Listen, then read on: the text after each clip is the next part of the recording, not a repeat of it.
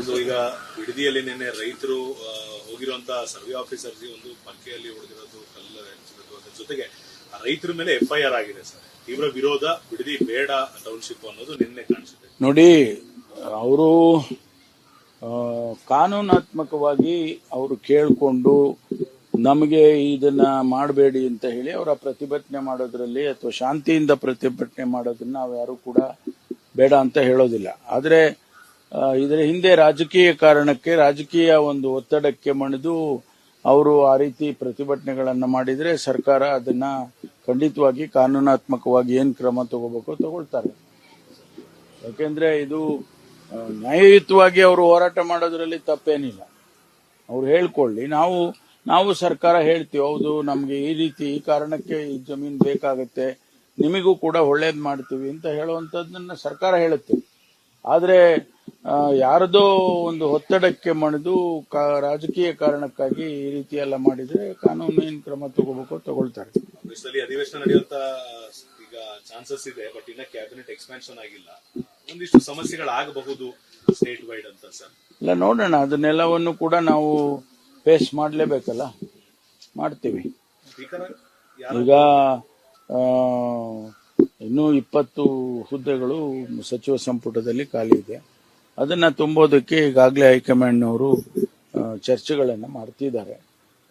ರಾಹುಲ್ ಗಾಂಧಿ ಅವರು ಕೂಡ ಈಗ ವಾಪಸ್ ಬಂದಿದ್ದಾರೆ ಅವರು ವಿದೇಶ ಪ್ರವಾಸದಿಂದ.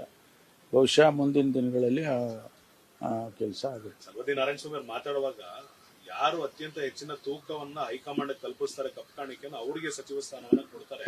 ಕಾಂಗ್ರೆಸ್ ಹೈಕಮಾಂಡ್ ನಲ್ಲಿ ಇದೇ ಪದ್ಧತಿ ಇರೋದು ಅಂತ ಬಹಿರಂಗವಾಗಿ ಭಾರತೀಯ ಜನತಾ ಪಾರ್ಟಿಯಲ್ಲಿ ಏನ್ ಮಾಡಿದ್ರು ಅದನ್ನ ಅವ್ರು ಹೇಳ್ತಾರೆ. ಭಾರತೀಯ ಜನತಾ ಪಾರ್ಟಿನ ಅದನ್ನೇ ಮಾಡಿರ್ಬೇಕಲ್ವಾ ಅವರು.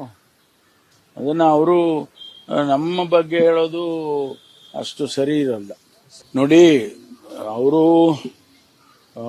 ಕಾನೂನಾತ್ಮಕವಾಗಿ ಅವರು ಕೇಳಿಕೊಂಡು ನಮಗೆ ಇದನ್ನ ಮಾಡಬೇಡಿ ಅಂತ ಹೇಳಿ ಅವರ ಪ್ರತಿಭಟನೆ ಮಾಡೋದ್ರಲ್ಲಿ ಅಥವಾ ಶಾಂತಿಯಿಂದ ಪ್ರತಿಭಟನೆ ಮಾಡೋದನ್ನ ನಾವು ಯಾರು ಕೂಡ ಬೇಡ ಅಂತ ಹೇಳೋದಿಲ್ಲ. ಆದ್ರೆ ಇದರ ಹಿಂದೆ ರಾಜಕೀಯ ಕಾರಣಕ್ಕೆ, ರಾಜಕೀಯ ಒಂದು ಒತ್ತಡಕ್ಕೆ ಮಣಿದು ಅವರು ಆ ರೀತಿ ಪ್ರತಿಭಟನೆಗಳನ್ನ ಮಾಡಿದ್ರೆ ಸರ್ಕಾರ ಅದನ್ನ ಖಂಡಿತವಾಗಿ ಕಾನೂನಾತ್ಮಕವಾಗಿ ಏನ್ ಕ್ರಮ ತಗೋಬೇಕೋ ತಗೊಳ್ತಾರೆ. ಯಾಕೆಂದ್ರೆ ಇದು ನ್ಯಾಯಯುತವಾಗಿ ಅವರು ಹೋರಾಟ ಮಾಡೋದ್ರಲ್ಲಿ ತಪ್ಪೇನಿಲ್ಲ. ಅವ್ರು ಹೇಳ್ಕೊಳ್ಳಿ. ನಾವು ಸರ್ಕಾರ ಹೇಳ್ತೀವಿ, ಹೌದು ನಮ್ಗೆ ಈ ರೀತಿ ಈ ಕಾರಣಕ್ಕೆ ಈ ಜಮೀನು ಬೇಕಾಗತ್ತೆ, ನಿಮಗೂ ಕೂಡ ಒಳ್ಳೇದ್ ಮಾಡ್ತೀವಿ ಅಂತ ಹೇಳುವಂತದ್ದನ್ನ ಸರ್ಕಾರ ಹೇಳುತ್ತೆ.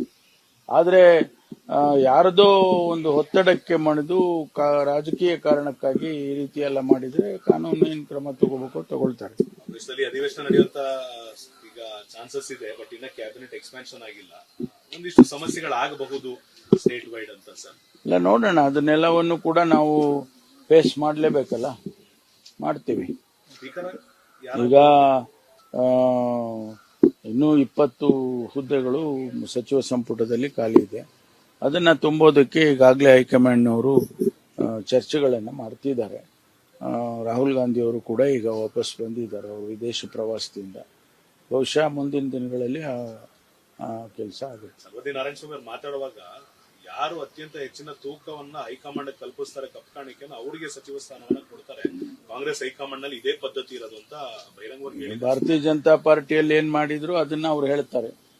ಭಾರತೀಯ ಜನತಾ ಪಾರ್ಟಿನ ಅದನ್ನೇ ಮಾಡಿರ್ಬೇಕಲ್ವಾ ಅವರು.